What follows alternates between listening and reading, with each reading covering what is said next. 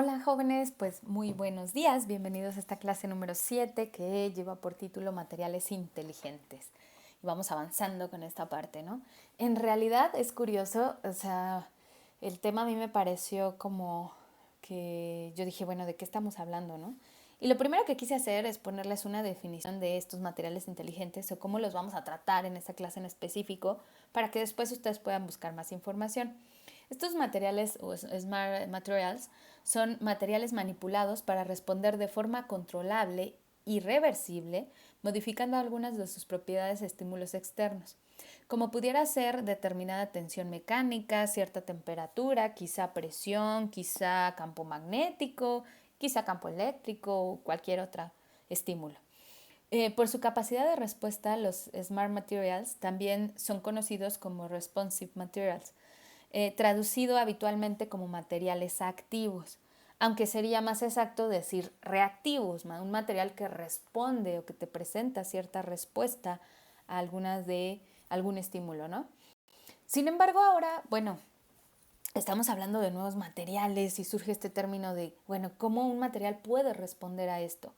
Bueno, hay distintos tipos de materiales, ya sabemos y hemos estado viendo a lo largo de todas estas clases, materiales que son flexibles, materiales ultraligeros, materiales que pueden tener este tipo de efectos, ¿no? Que cambian cuando tenemos a lo mejor un cambio en la temperatura, un cambio en el pH, a veces provocado, a veces no. Cuando hablamos de materiales inteligentes, la diferencia sería, o yo lo veo así, no sé, ustedes ya me dirán en sus exposiciones qué opinan, pero la diferencia sería que tú puedas controlar de alguna manera la respuesta. Es decir, por ejemplo, que si yo quiero que se libere el fármaco, yo pueda decir cómo, cuándo, dónde y a qué horas y con qué. Así, ¿no? Que si yo quiero que el material se vuelva flexible, va a ser cuando yo quiera, como yo lo diga, en el momento que yo lo desee. Así. Entonces, pues en el caso de algunos materiales estamos todavía muy lejos de llegar a eso, ¿no? Estamos hablando de que las nuevas tecnologías van encaminadas hacia allá, pero todavía nos falta. Pero en otros materiales ya estamos llegando, ¿no? Entonces, bueno, como les decía, pues fármacos que se liberan en el torrente sanguíneo a la primera señal de infección, eso sería fenomenal, ¿no? Edificios que reaccionan a las circunstancias climáticas, eso ya lo podemos ver. Hay algunos edificios donde ya existen recubrimientos muy específicos justamente para que dependiendo del clima, pues no se gaste tanto en la parte de mantenerlo caliente o mantenerlo frío, a diferencia de lo que se hacía antes, ¿no? Antes no importaba tanto de qué hicieras el edificio, sino después pues ponías un sistema de calefacción que ibas a calcular en función de cuántos metros querías que se mantuviera y el coeficiente de difusión de la temperatura en el material, pero no te importaba tanto el material, estaba el edificio y después a ti te iban a contratar como empresa para la parte de calefacción. Ahora no funciona así.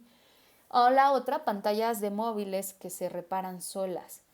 Entonces, bueno, pues les quise poner aquí un esquema de los tipos de materiales inteligentes, pero pues como si estamos hablando de nuevos materiales, yo les pongo una clasificación, pero puede ser que el día de mañana esta clasificación pues ya no tenga tanto sentido. Entonces, ábranse a las posibilidades, ¿no?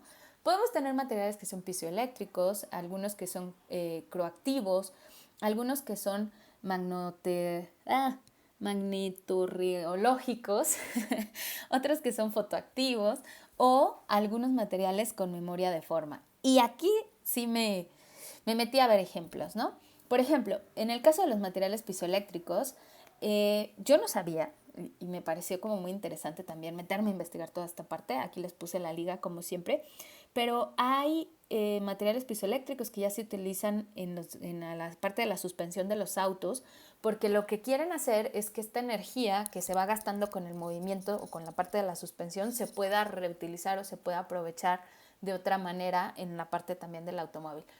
Si nosotros empezamos a meter todos estos materiales que pueden generar energía a partir de movimiento, como sabemos que los automóviles pues van a estar en movimiento bastante, pues si además se los ponemos en las llantas, se los ponemos, no sé, en ciertas partes donde puedan ir o donde se puedan activar con el movimiento, pues estaríamos generando muchísimo mayor energía, ¿no? Y eso es muy importante.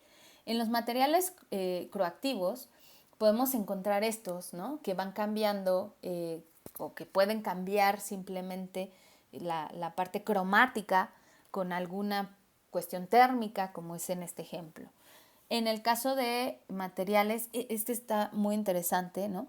Magnetorreológicos, encontré un artículo, de hecho yo creo que la liga se las voy a poner por aquí porque está bastante interesante, que donde se hacen estos materiales que ya tienen específicamente cómo van a cambiar con un campo magnético. Todavía las aplicaciones, pues es evidente que están trabajándose, pero son materiales que se vislumbran con bastante potencial en cuestiones ópticas, en cuestiones eléctricas. En materiales fotoactivos, pues son aquellos que simplemente se van a mantener o van a mantener toda esta parte de la luminosidad. Y eso ya se aplica, ¿no? Todo esto, cómo ha cambiado, por ejemplo, la tecnología de los focos incandescentes a los focos ahorradores y ahora los LEDs. Toda esta parte de los LEDs funciona de esta manera. Entonces ya se vuelve una actualidad. En el caso de los materiales con memoria de forma, esto es, también ya lo empezábamos a ver nosotros en todo esto de las almohadas y los colchones, ¿no? De los memory foam famosos. Sin embargo, me pareció interesante, por ejemplo, esta imagen, porque es un material que tú puedes tener una placa ya específica, darle alguna forma y que siempre regrese a tener la forma original. Y eso es bastante interesante. Existen otros materiales que pueden considerarse en estas categorías, como Smart Materials, donde encontramos también la tela de araña sintética. Y esto es, yo me acuerdo desde hace bastantes años que empecé a dar, por ejemplo, la unidad de estructura de los materiales, donde al final se les pedía a los estudiantes que buscaran nuevos materiales y que hicieran exposición y se hablaba mucho de la tela de la araña. Y varias de las desventajas que presentaba era justamente hacerla sintética, porque es evidente que no puedes poner a trabajar, o cuántas arañas tendrías que poner a trabajar para generar un material que pueda industrializarse, o sea, era una locura. Entonces, pero se ha demostrado que este es 5 veces más fuerte que el acero, que tiene gran elasticidad, que se puede hacer ropa a prueba de balas, que se puede hacer piel artificial para personas que sufrieron quemaduras, o inclusive adhesivos resistentes al agua. Entonces se ha trabajado muy duro en poder hacer la tela de araña sintética. Hasta donde yo sé, pues hay grandes avances, pero no se ha logrado del todo obtener con las mismas características o las mismas propiedades, ¿no? Hay otro material que es derivado de la cáscara de camarón, que tiene este nombre, ¿no? Shrilk, no sé, SHRILK. Y que tiene gran aplicación, se hace a partir de la quitina, que es un carbohidrato que se encuentra en el caparazón del krill, en este caso del camarón, y se utiliza, fue creado por la Universidad de Harvard, para hacer como un derivado del plástico. Es considerado un sustituto del plástico. Aquí les puse cómo se verían, por ejemplo, algunos vasos desechables o algunos contenedores desechables hechos a partir de este tipo de materiales. Y su tiempo de vida es considerado que es de tan solo 2 semanas. Ojo, ¿por qué consideraríamos, por ejemplo, la tela de la araña o como un material inteligente? ¿En qué sentido? No en el sentido de que, bueno, se comporta como yo quiero, cuando yo quiero, sí y no. O sea, no es un material que, por ejemplo, yo vaya a darle un estímulo y entonces vaya a cambiar, pero son materiales que están considerados como inteligentes, en este caso debido a la degradación tan rápida que tiene, en el otro caso debido a las propiedades que mantiene, a que no necesita realmente un estímulo muy grande para que pueda funcionar, funciona de forma intrínseca. Otro material, ¿no? Bueno, y también es un estimulante en el crecimiento de plantas. Entonces, imagínense qué maravilla, ¿no? Tener un material donde tú lo usas los vasos, los contenedores y después lo echas a las plantas y encima las plantas van a crecer. Digo, si el mundo se hubiera concebido de esta manera desde el principio, desde que se empezó con todo esto de los plásticos y demás, creo que otra cosa sería. Desafortunadamente no es así, pero todavía podemos cambiar el mundo que nos rodea. Está también el grafeno. El grafeno es todo un reto para la ciencia de materiales, ¿no? Porque desde que fueron ganadores del premio Nobel, ¿no? Pues el grafeno fue así como wow, ¿no? Más fuerte que el acero y todo esto. Se habla de que podemos generar baterías con mayor autonomía, que se pueden hacer células solares o celdas fotovoltaicas más baratas, Eh, más baratas. O sea, más baratas en el sentido que requerirías menos material para tener una eficiencia igual a las que existen. Pero el problema del grafeno justamente es ese, que en la parte de la síntesis es bastante caro.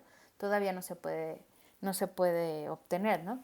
Ordenadores más rápidos, aunque según yo el futuro de las computadoras está más enfocadas hacia computadoras cuánticas, hacia un efecto que de hecho ya estudiaron los chinos, por ahí a lo mejor se los pongo, es un trabajo súper interesante que se llama acoplamiento de partículas, y lo que hicieron fue llevárselas a la luna y otras se quedaron en China y se dieron cuenta que estas dos partículas estaban acopladas y cuando se movió una se movió la otra.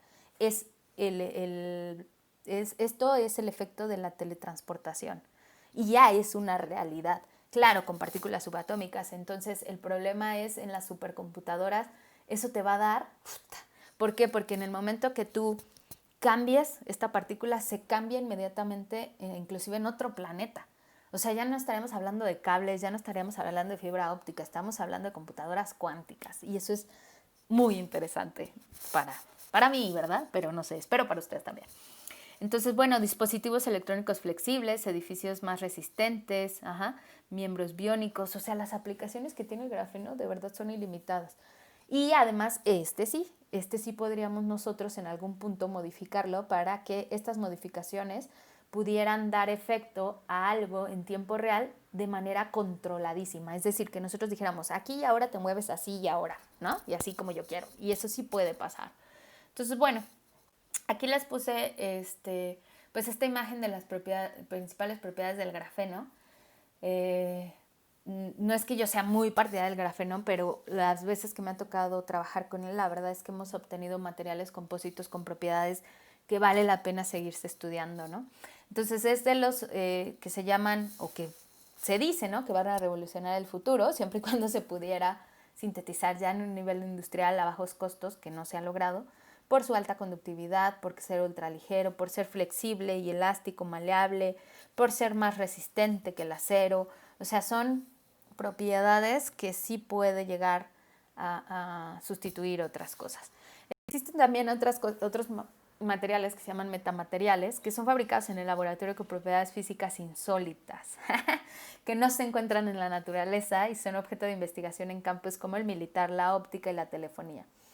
Pueden, por ejemplo, curvar las ondas electromagnéticas de la luz creando índices de refracción negativos, que esto no es muy común. Para entender un poquito de esto, sí les quise poner aquí un video que lo voy a correr ahora para que tengan ustedes mayor idea de qué son los metamateriales.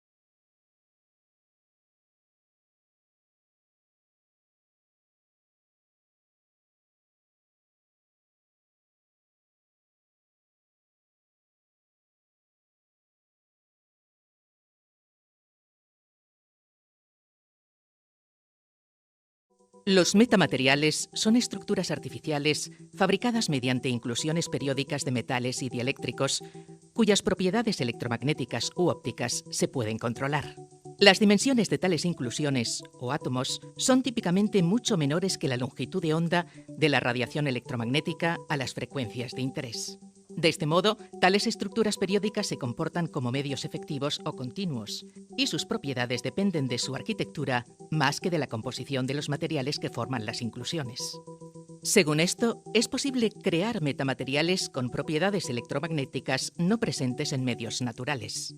Tal es el caso de los denominados metamateriales zurdos o medios zurdos, los cuales simultáneamente presentan valores negativos de la permitividad y permeabilidad efectivas, dando lugar a un índice de refracción de valor negativo, algo no presente en ningún medio natural conocido.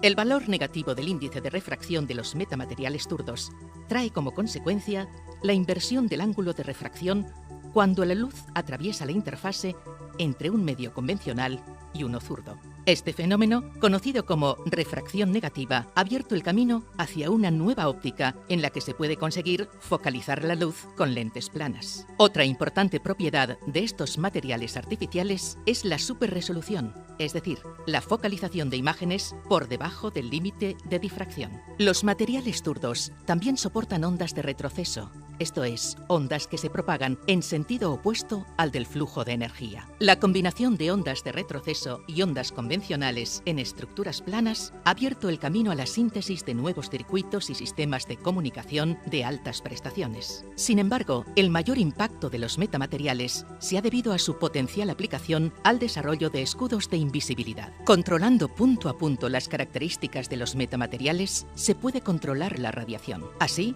es posible la fabricación de escudos capaces de apantallar objetos sobre la base del guiado de la luz a lo largo de sus paredes, evitando la absorción y la dispersión y, por tanto, haciendo invisibles los objetos presentes en su interior. Las propiedades de sustancias hipotéticas que presentan valores negativos de la permitividad y permeabilidad ya fueron estudiadas por el científico soviético Víctor Veselago en 1968. Sin embargo, debido a la inexistencia de estos materiales en la naturaleza, el trabajo de Veselago se consideró mera especulación teórica durante años. El escenario cambió en 1999 con el trabajo de John Pendry y colaboradores, quienes propusieron una partícula resonante no magnética capaz de proporcionar valores negativos de la permeabilidad en una cierta región del espectro de microondas, el resonador de anillos abiertos. Combinando resonadores de anillos abiertos con cables metálicos, estos últimos capaces de proporcionar valores negativos de la permitividad, David Smith y colaboradores de la Universidad de California, San Diego, sintetizaron el primer metamaterial zurdo en el año 2000. Este trabajo seminal de Smith representó el Big Bang de lo que hoy en día conocemos como ciencia y tecnología de metamateriales. Después de este trabajo, se llevaron a cabo numerosos trabajos orientados a la demostración experimental de las predicciones de Veselago. Por citar algún ejemplo, el propio Smith demostró en 2001 el fenómeno de la refracción negativa en 2 dimensiones, y varios grupos han trabajado en la generación de imágenes con superresolución, aparte de la gran expectación generada por la posibilidad de implementar escudos de invisibilidad. Los actuales retos de la ciencia y tecnología de metamateriales son el desarrollo de metamateriales tridimensionales, isótropos y de banda ancha, capaces de operar en el espectro visible. Para ello, se requieren esfuerzos a nivel conceptual y tecnológico. Los recientes avances alcanzados por varios grupos con capacidades tecnológicas significativas, laboratorios de nanotecnología, son muy prometedores. En España existe una activa comunidad científica, la cual constituye la Red Española de Metamateriales, que dedica sus actividades de investigación a los metamateriales y a sus aplicaciones, con grupos pioneros que gozan de un gran reconocimiento y prestigio internacional. Recientemente se ha creado un consorcio formado por 11 grupos universitarios y centros de investigación, que ha sido receptor de un proyecto de investigación de gran envergadura dentro del programa Consolider Ingenio 2010 del Ministerio de Ciencia e Innovación. Las capacidades científico-tecnológicas de los distintos centros sitúan al consorcio en una posición privilegiada para afrontar los retos antes planteados, así como para impulsar la generación de nuevos conocimientos, el desarrollo de nuevas aplicaciones y la transferencia de tecnología a la industria sobre la base de estos nuevos materiales. Nuevas ideas y técnicas para el diseño de superlentes, superficies selectivas y estructuras de apantallamiento, sistemas de imágenes, antenas compactas, circuitos de comunicaciones de altas prestaciones, etc., serán puestas en marcha y orientadas a la transferencia de tecnología a la industria. Algunos campos de aplicación son las comunicaciones inalámbricas y ópticas, la imagen y la diagnosis médica, por ejemplo en resonancia magnética nuclear, la defensa y seguridad, como es el control de accesos mediante sistemas de imágenes de terahercios, el sector aeronáutico y del espacio, sistemas sensores, etc. El concepto de metamaterial ha sido extendido a otros tipos de ondas como las ondas acústicas, en donde miembros del consorcio han realizado importantes contribuciones para hacer posibles los llamados mantos de invisibilidad acústica, que son los análogos acústicos de las capas de invisibilidad óptica. La aplicación de los metamateriales acústicos o metafluidos incluyen la imagen y diagnosis médica por ultrasónicos, el sector de transporte y de la construcción para reducir el ruido y las vibraciones de las estructuras, así como sistemas de cocolocación, inspección no destructiva de materiales, etc. El proyecto Engineering Metamaterials tiene por objetivo el desarrollo de metamateriales en distintas bandas de frecuencia y abordando los conceptos desde su desarrollo del principio físico hasta las tecnologías que se requieren para la fabricación de dichos metamateriales y las aplicaciones que dichos metamateriales pueden encontrar no solo en bandas electromagnéticas, sino también a frecuencias de sonido.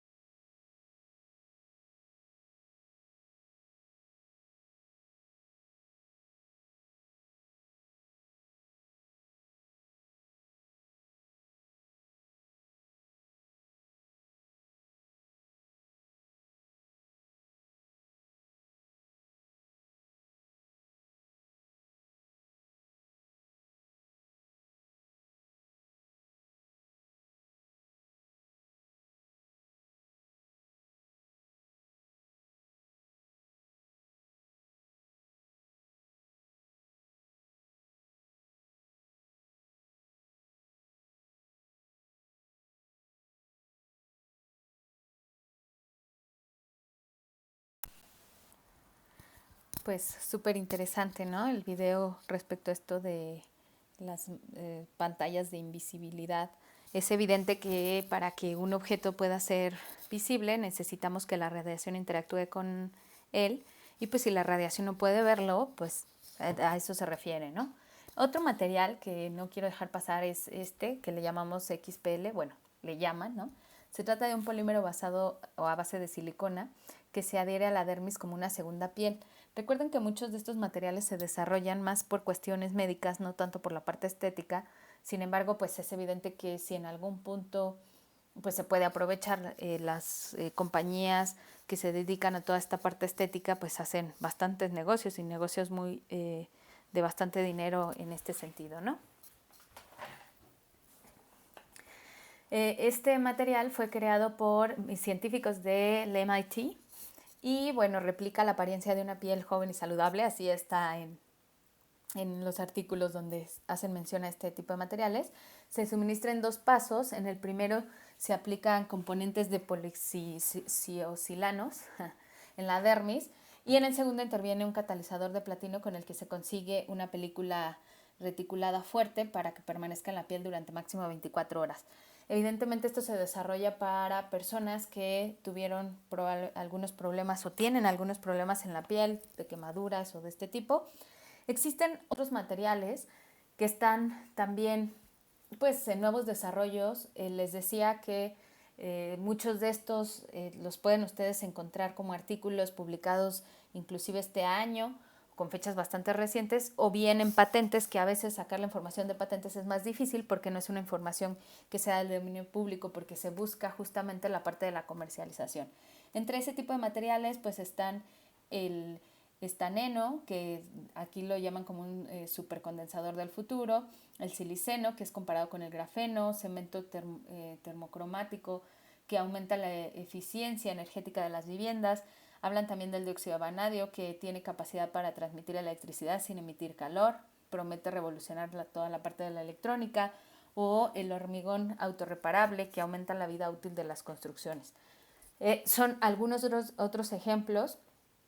Va a ser muy interesante ver qué encuentran ustedes al respecto, pero sí quiero hacerles mención que en la ciencia de los nuevos materiales, muchos de ellos, pues todavía hay grupos de investigación que están trabajando en esto, que que están todavía buscando más aplicación, que están buscando ya llevarlos a un proceso. A veces no es tan fácil ya industrializarlos por la cuestión de que el escalamiento o los procesos en el escalamiento son muy caros, debido justamente a las especificaciones, a los detalles que se requieren en este tipo de materiales.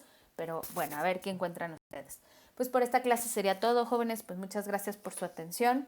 Les recuerdo que cualquier cosa pues tienen mi correo, cualquier duda, comentario, sugerencia, aclaración serán bienvenidas.